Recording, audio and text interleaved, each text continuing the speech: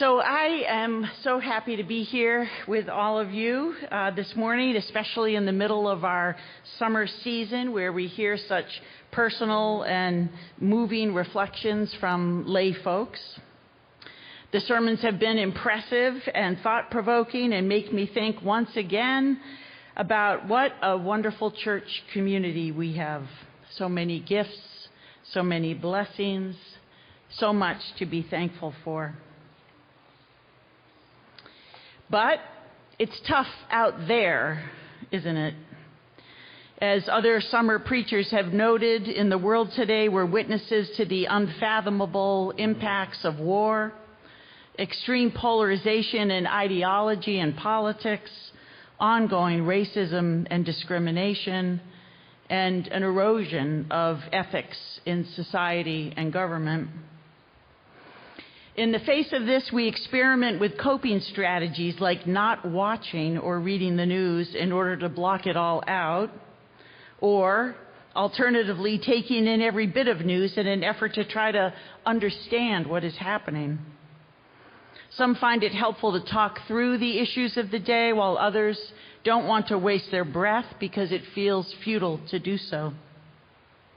We all respond in the way that's best for us, but still, we can feel overwhelmed and powerless. Kind of a dismal start, huh? How many of you participated in the Mondays with Jesus and Buddha series led by Tunada? Several of you. Over those 6 classes, Sunada, who's an ordained Buddhist minister, laid out a path towards equanimity that for me felt comprehensible and seemed sort of plausible. I was glad when someone in the very first session asked, what exactly is equanimity and why do we want it? Sunada explained that equanimity is staying grounded and calm in the face of emotion, and that we want it because it gives us peace of mind. Much more could have been said, I was certain, but that seemed to satisfy the class for the moment. In the weeks that followed, we would learn that the foundational component of the Buddhist path to equanimity is knowing and really understanding ourselves. And that ultimately achieving that is what opens up the doors to compassion and wisdom and gives us full access to love, which is the essence of equanimity. Growing up in the Christian congregational tradition, I always learned that God is love and love is God, and that God's light shines inside of ourselves and in all others. And I learned that I can rely on God's care because God knows me fully, and therefore I can give my difficulties up to God. As in Buddhism, Christianity also asks us to know ourselves. In the section of Paul's letter to the Ephesians that Andy read, Paul reminds us that we can strengthen our inner being with God's power, and with that power inside of us, we can comprehend the breadth and length and height and depth, and accomplish abundantly far more than we could ever ask or imagine. Knowledge, and self-knowledge in particular, seems to be an unlocking factor in both the Buddhist and Christian traditions, and, of course, love for ourselves, for others, and the natural world is an essential tenet in each practice. Self-knowledge and love. I want to say quite obviously that Buddhism is a massive topic, and I have learned just an iota about it. My sermon today is offered with that self-knowledge. And while many of you surely know a lot more than I about Buddhist practices and traditions, I still feel a desire to share what I took away from our Lenten class because it made such an impact on me. We likely all understand that the starting place for knowing ourselves is mindfulness, the state of just being aware of our bodies, thoughts, and emotions. It's the act of being present in the moment, taking in our current circumstances and our reactions to them without judgment.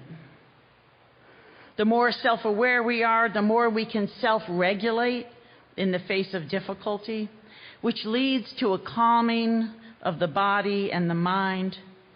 And that calmness increases our ability to achieve mental clarity and physical well-being. So much good comes from mindfulness, apparently. I recently reread my father's 1981 book called Zen and Christian: The Journey Between.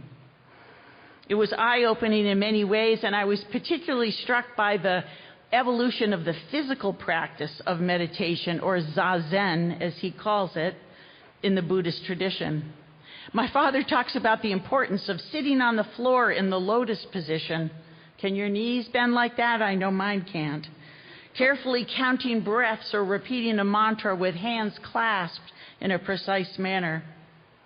I have usually thought of myself as a mindfulness dropout, perhaps in part because I felt I couldn't adhere to these now what appear to be old-fashioned physical stipulations around meditation.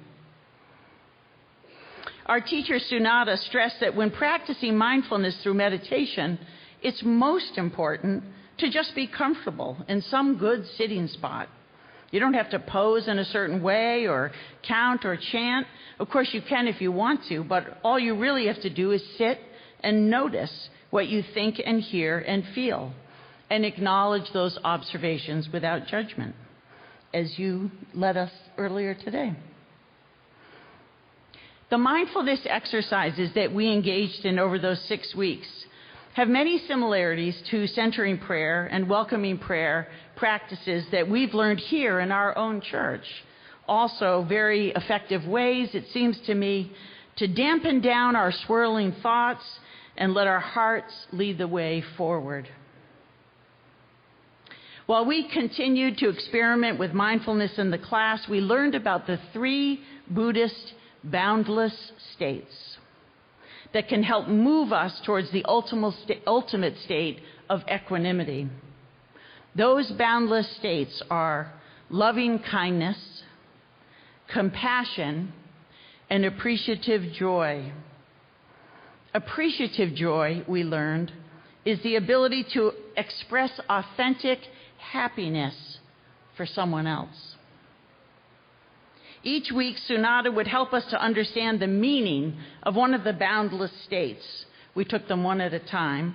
And then she would guide us through a meditation to interact in our mind's eye with a variety of people while in that state. In every meditation, the people we met with were ourselves, a stranger, a dear friend, a difficult person, and then all of humanity. We tried to observe them without judgment and with open hearts. In each state and in each case, we offered the people we met a final blessing. May you be well. May you be peaceful and at ease. May you be happy. Interestingly, when we met up with the difficult person, Sunada took a moment each time to remind us, I guess because we're human beings, that we shouldn't feel the need to blame, correct, or try to fix that person's thinking or behaviors. We just need to observe with open hearts. What we learned from that weekly practice is that mindfulness can organically transform into loving kindness. And then from that foundation, when loving kindness encounters other people's pain and suffering, it can automatically take us to a place of compassion. And when loving kindness encounters other people's happiness, we can experience appreciative joy, feeling happy about someone else's joy. Equanimity is on a higher plane than mindfulness and the 3 boundless states.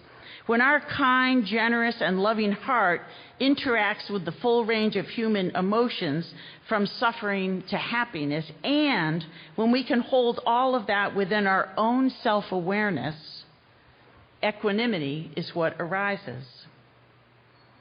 The wisdom of equanimity cannot be achieved without the other states. It rests on the whole picture of mindfulness, loving kindness, compassion, and appreciative joy, a picture that we can develop through practice. On a practical level, the wisdom and perspective of equanimity simply means taking a breath, stepping back, and being grounded enough so we're not hijacked by our own emotions. As a matter of practice, equanimity can never be reached if we're holding on to feelings of hurt, anger, superiority, or resentment. In fact, the Buddha said, "All that we are is the result of what we have thought. What we are is founded on our thoughts, and we are made up of our thoughts. If we speak or act with an evil thought, suffering follows. If we speak or act with a good thought, happiness follows."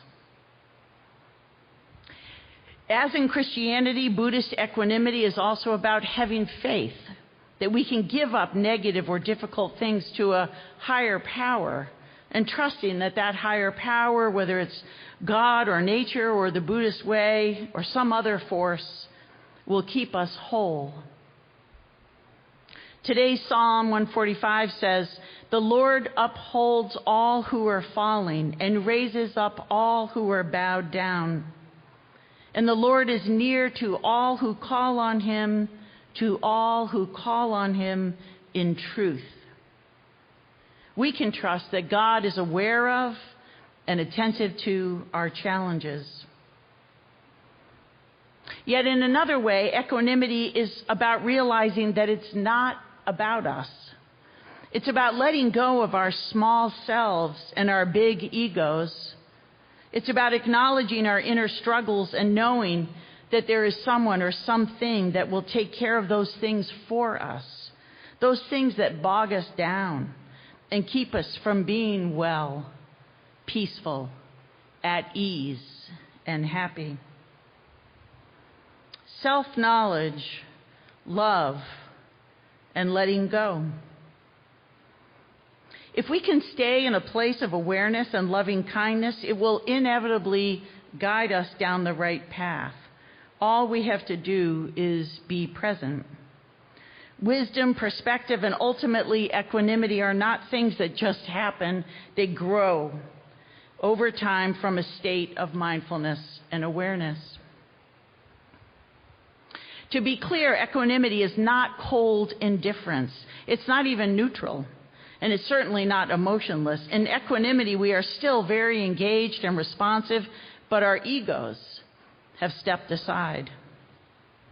We actively interact, but it's not about us. We take it all in, but we don't get mired down in our reactions. 13th century Buddhist monk and philosopher Dogen Zenji said, "To know yourself is to forget yourself." He asserts that if we can learn to look clearly and honestly at ourselves, at our emotions, our thoughts, and who we really are, that we can begin to break down the walls that separate us from others. As an aside, this fall our church will be offering a 3-session course called Disagreeing Well, led by Presbyterian minister and MIT chaplain Nathan Bartzi. The classes will focus on empathic listening and engagement with an emphasis on what he calls intellectual hospitality. It'll take place in the weeks leading up to the national election. Equanimity isn't passive, but active. It's not about fighting against reality or pain or suffering, but instead it's about jumping in and doing the best we can while we let go and let love. It's not about giving up and resigning. It's about being willing to keep stepping in, but always with an open and loving heart. Self-knowledge and love and letting go. The power of love is foundational to both Christian and Buddhist beliefs. The Bible stresses the critical importance of knowing oneself, mostly for the purposes of also knowing and loving God, who then will support and guide us. God is in us. In a Buddhist practice, knowing oneself places a stronger emphasis on the individual, but the egoless individual who is able to love others, because again, it's not about us. The Buddhist practice of mindfulness, loving kindness, compassion, and appreciative joy are not just about feeling good or being good, but together create a whole way of viewing life that is equanimity, that opens us up to a higher power and allows us to be an unencumbered force for good. Christianity helps us to know ourselves, to love God, our neighbors, and our enemies, to forgive and to have faith in a higher power so we can free up our hearts and minds to contribute to our communities and the world in meaningful and rewarding ways. Self-knowledge and love and letting go. Both traditions make sense to me, and I feel that I can rely on both traditions to help me navigate my reactions to the issues of the day, and also the personal challenges that I face in my own life related to caring for our parents, the paths of our adult children, family dynamics, evolving friendships, and preparing for the future as we age. When my father wrote his book about practicing Christianity and Buddhism together, he found that he really had to explain himself and even defend himself because of the novelty and slightly controversial nature of the joint concept. 40 years later, Sunada says that one of the best books about practicing the two religions is written by the Dalai Lama himself. It's called The Good Heart, a Buddhist perspective on the teachings of Jesus. May you be well. May you be peaceful and at ease, and may you be happy. Amen.